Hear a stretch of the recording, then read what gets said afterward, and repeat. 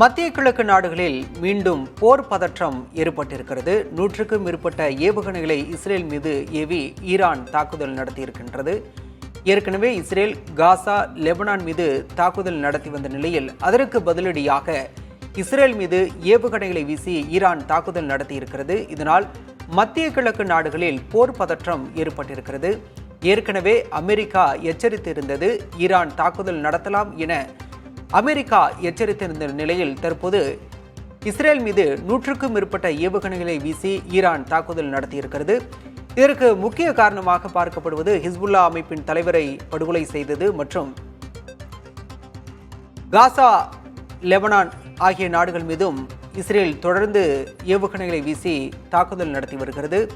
அதற்கு பதிலடி கொடுக்கும் வகையில் இஸ்ரேல் மீது ஏவுகணைகளை வீசி ஈரான் தாக்குதல் நடத்தி இருப்பதால் மத்திய கிழக்கு நாடுகளில் மிகுந்த போர் பதற்றம் ஏற்பட்டிருக்கிறது.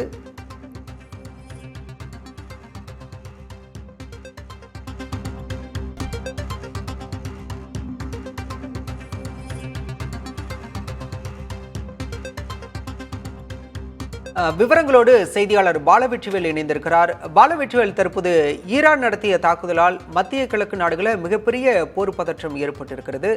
இன்னும் எந்த மாதிரியான விளைவுகள் ஏற்படும்?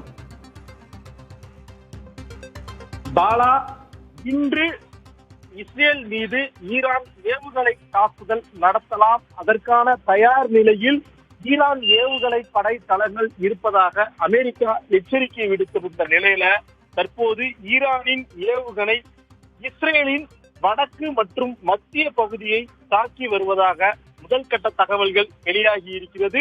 இது மத்திய கிழக்கு ஆசிய பிராந்தியத்தில் மிகப்பெரிய பதற்றத்தை ஏற்படுத்தி இருக்கிறது.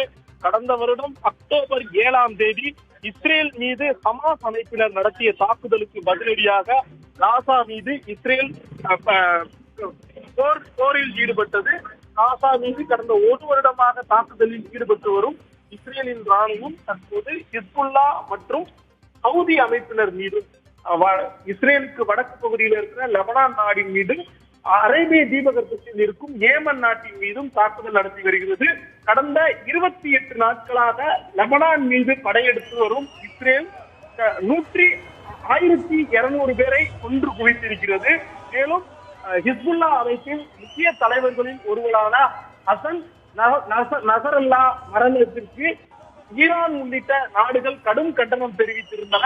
இந்நிலையில் நசரல்லா மரணத்திற்கு எதிர்ப்பு தெரிவிக்கும் வகையில ஈரான் தற்போது பாலிஸ்டிக் மிசைல்களை இஸ்ரேல் நோக்கி வீசி வருவதாக முதல் கட்ட தகவல்கள் வெளியாகி இருக்கிறது. இதுவரை 200க்கும் மேற்பட்ட ஏவுகணைகள் இஸ்ரேலின் பல்வேறு இடங்களை தாக்கி இருப்பதாகவும் தகவல்கள் வெளியாகி இருக்கிறது. இதன் காரணமாக இஸ்ரேல் நாடு முழுவதும் அயான் டோம் சிஸ்டம் என கூறப்படுகின்ற இந்த பாதுகாப்பு அரண்கள் செயல்பட தொடங்கி இருப்பதாக இஸ்ரேல் ராணுவம் தெரிவித்திருக்கிறார்கள்.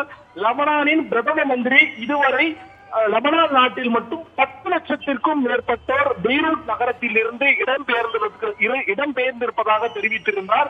நேற்று முன்தினத்தில் இருந்து இஸ்ரேல் ராணுவம் லெபனான் மீது வான்வெளி மற்றும் கப்பற்படை தாக்குதலை தொடர்ந்து தரைவழி தாக்குதலையும் தொடங்கியிருக்கும் நிலையில லெபனான் மீது இஸ்ரேல் 2வது கட்டமாக போரை தொடங்கியிருக்கும் இந்த சூழல்ல அதற்கு எதிர்ப்பு தெரிவித்து ஈரான் தற்போது ஏவுகணை தாக்குதலை தொடங்கி இருக்கிறது.